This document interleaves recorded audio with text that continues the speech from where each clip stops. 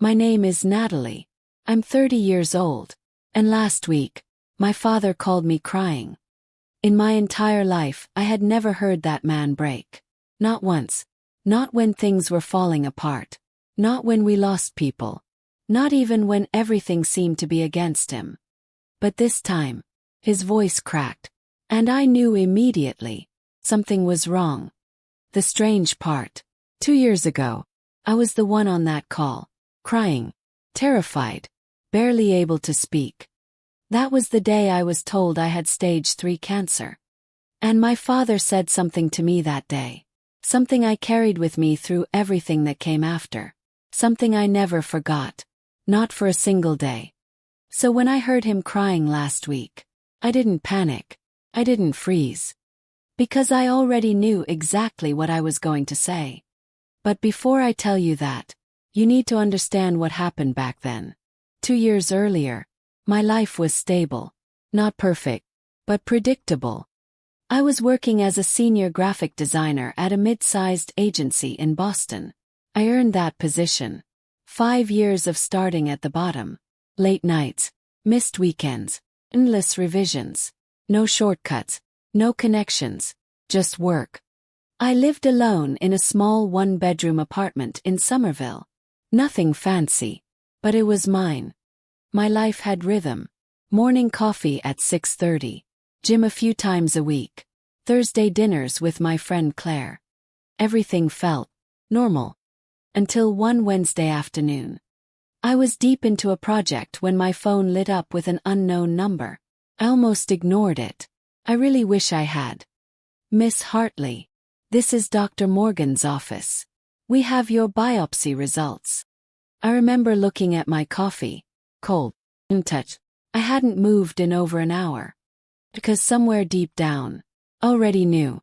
People don't call like that for good news. The next morning I sat across from Dr. Morgan. Her office was too white. Too clean. Too quiet.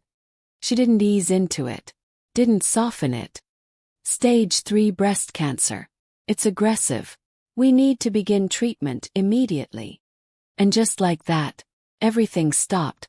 I heard the words, but they didn't feel real. It was like I had stepped outside myself, like I was watching someone else sit in that chair, someone else nodding, someone else trying to understand what came next. She kept talking, explaining options, timelines, treatment plans.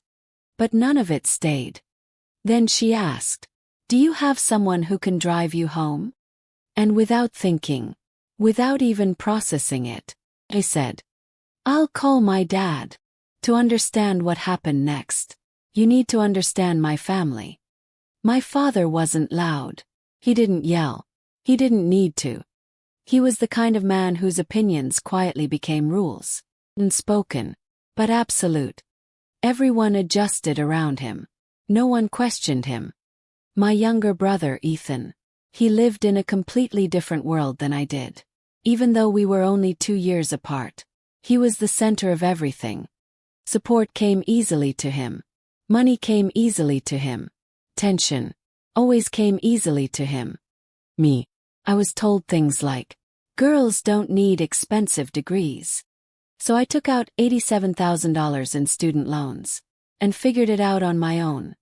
By the time I got diagnosed, Ethan had just gotten engaged. The wedding was set for October. And in my family's world, that wedding was everything.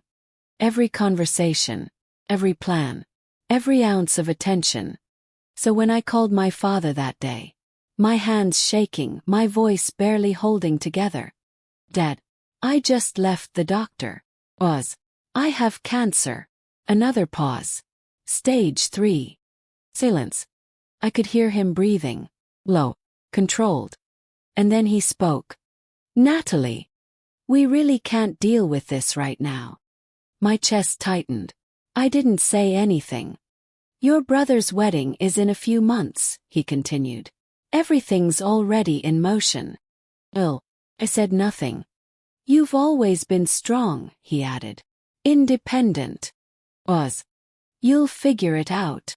And then, he hung up. Just like that. No "are you okay?" No, what do you need? No, I'm coming. Nothing. I sat there for almost an hour, phone still in my hand. Part of me wanted to call him back, to scream, to remind him that his daughter might be dying. But I didn't.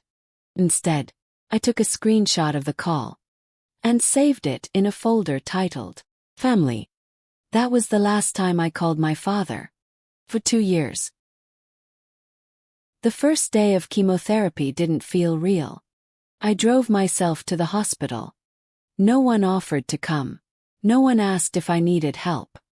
And after that call with my father, I stopped expecting anything. The infusion center was quiet. Too quiet. Like a place where people fought battles, without making noise about it.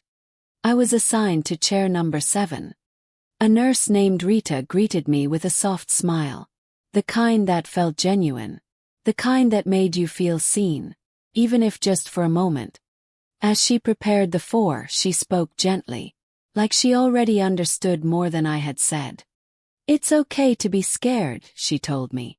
Most people bring someone with them. He nodded, forced a small smile. But I didn't look around right away. When I finally did, it hit me all at once. Every chair had someone. A husband holding his wife's hand. A mother brushing her daughter's hair. A friend leaning in, whispering encouragement. Every single patient had someone. Except me. Chair 7 was just me. I stared at my hands, trying to ignore the weight building in my chest. At some point during the treatment, picked up my phone and texted my mom. Starting chemo today. I'm really scared. Hours passed. By the time I got home, I was lying on the bathroom floor. Too weak to stand. Too exhausted to think. That's when my phone buzzed. Her reply came 6 hours later. Hang in there, sweetie. I'm at the florist with Nicole. Peonies or roses? I read it again and again. It didn't feel real. Like she had sent it to the wrong person. Or maybe I just wasn't important enough to respond to properly. I stared at the screen for a long time. Then typed back. Roses sound nice. I didn't tell her I couldn't stand. I didn't tell her I was scared to fall asleep. I didn't tell her anything. 'Cause clearly, it didn't matter. By my 3rd round of chemotherapy, everything felt different. My energy was gone. My body didn't feel like mine. And every time I brushed my hair, more of it came out. I stopped looking in mirrors, unless I absolutely had to. That day I sat in the same chair, chair 7.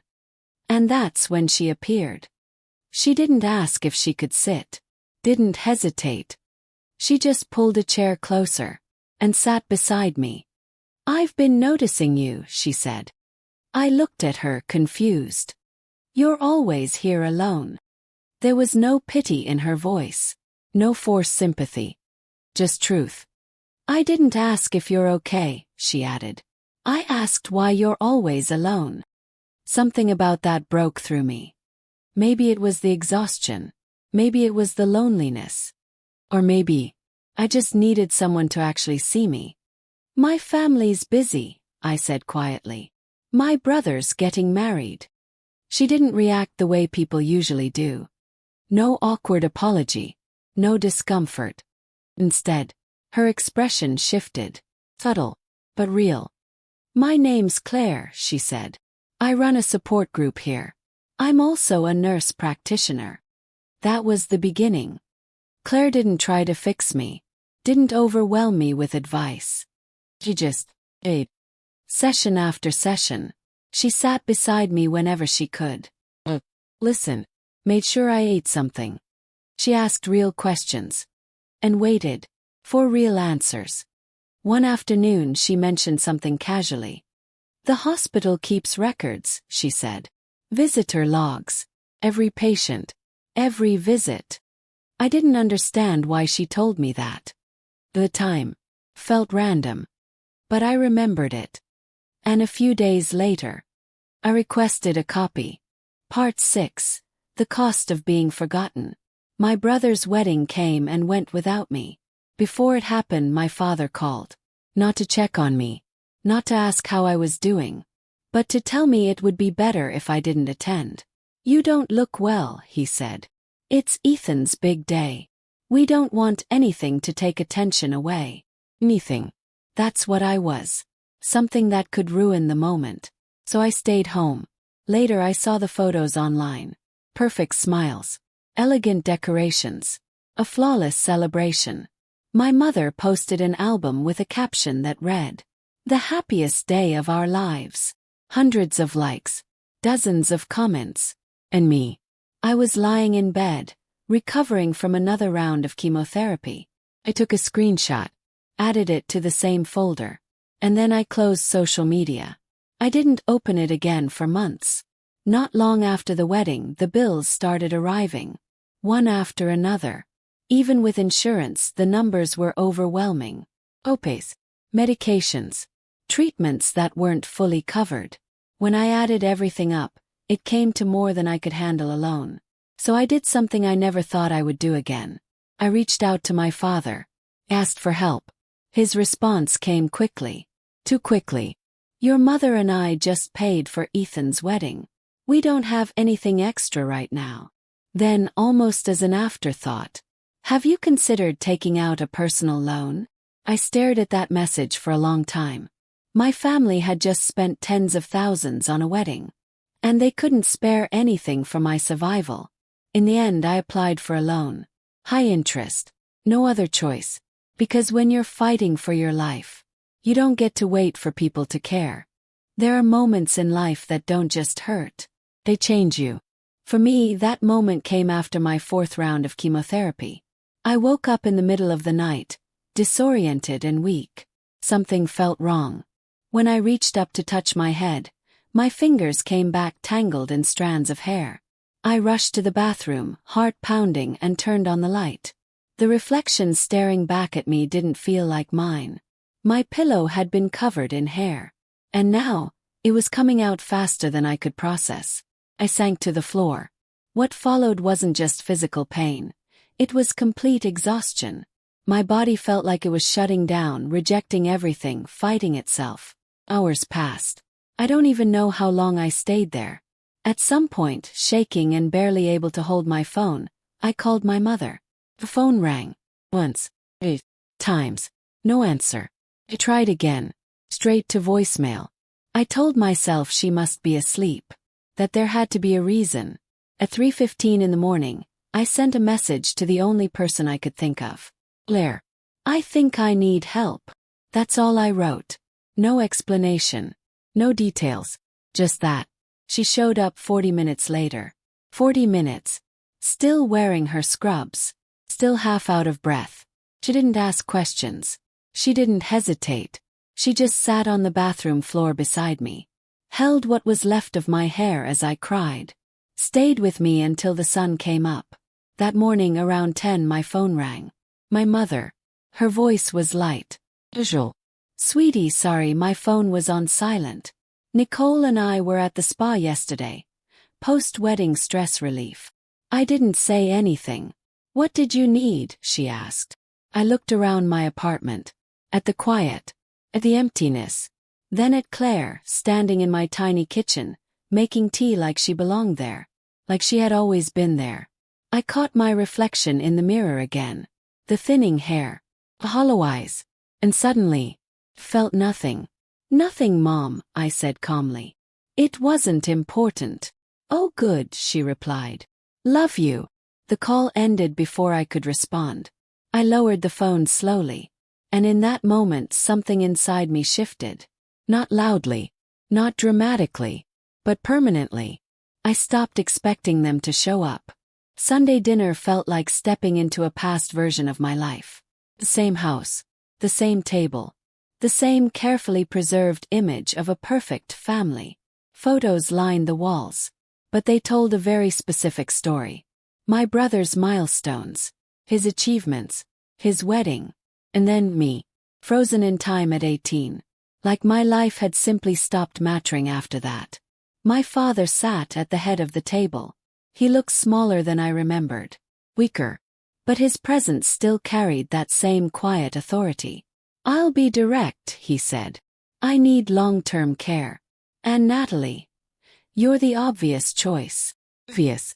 Not because I was the best option, but because I was the most convenient one. You work from home. You don't have a family. Your room is already prepared. I glanced at my brother. He didn't meet my eyes.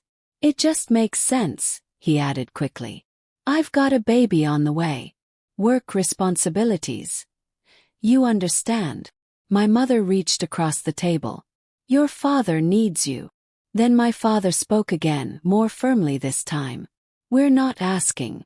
This is your responsibility." Something inside me stayed completely still. Controlled. Before answering, I reached into my bag, pulled out my phone, and placed it gently on the table.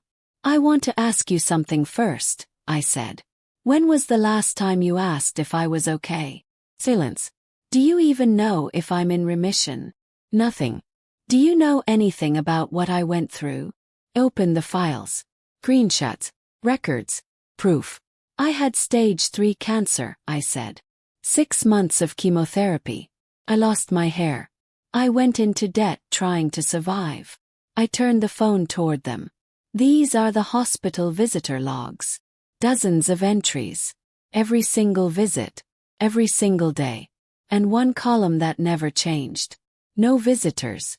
Not once." "This isn't my opinion," I said quietly. "This is fact." The room felt heavy, like the truth itself had weight. I stood up slowly, looked directly at my father.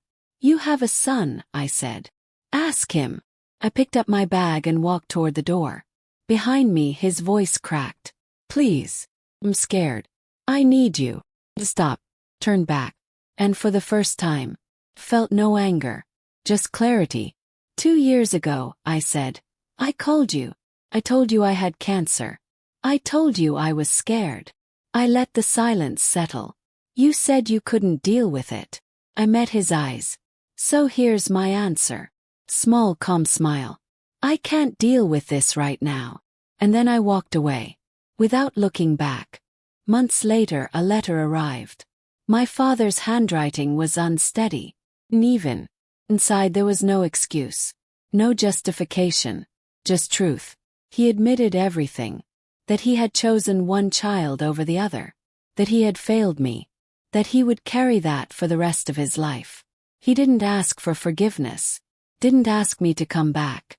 Only that I know he finally understood. I read the letter once, then folded it carefully, and placed it in a drawer. I didn't respond. But I didn't throw it away either. 'Cause some things don't need closure. Today I'm still cancer-free. Still building my life. I've grown in my career. Found someone who shows up for me consistently without being asked. Claire is still there. Every Thursday. No matter what. And through everything, I learned something that took me far too long to understand. Family isn't defined by blood. It's defined by presence. By who stands beside you when everything falls apart. And sometimes, the most important thing you can do for yourself is walk away from the people who never showed up for you in the first place. Take care of yourself. Really.